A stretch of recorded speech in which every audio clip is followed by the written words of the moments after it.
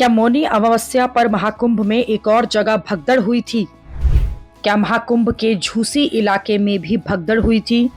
क्या जानबूझकर दूसरी घटना को छिपाया गया? महाकुंभ में मौनी अमावस्या पर रात 1 से 2 बजे के बीच भगदड़ मची थी। संगमनोस के पास पिलर नंबर 158 पर हुई इस भगदड़ में 30 लोगों की जान चली गई। उसके बारे में सबको पता है, लेकिन अब ये दावा किया जा रहा है कि 29 जनवरी की सुबह करीब 4 बजे भी महाकुंभ के झूसी इलाके के सेक्टर 21 में दूसरी भगदड़ मची थी।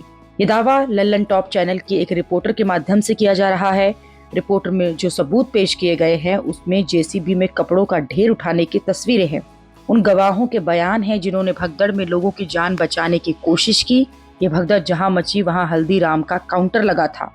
रिपोर्ट में एक लड़की ने दावा किया कि उसने खुद अपने सामने लोगों को दम तोड़ते देखा है। लड़की ने बताया कि लोग एक एक बूंद के लिए तरस रहे थे। ये भी दावा है कि 6 से 8 ट्रॉली भरकर कपड़े और जूते यहाँ से हटाए गए हैं।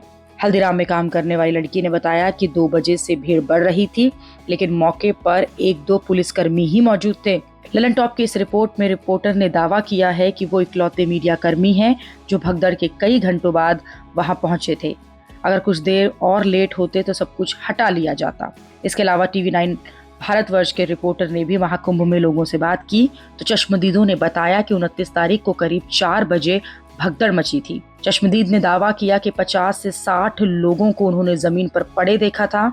एक चश्मदीद ने यह भी दावा किया कि हल्दीराम के दुकान के अंदर 10 लाशें पड़ी थी। इस रिपोर्ट में साफ साफ दिख रहा था कि दुकान के अंदर लोगों की चप्पलें पड़ी हैं, कपड़े पड़े हैं।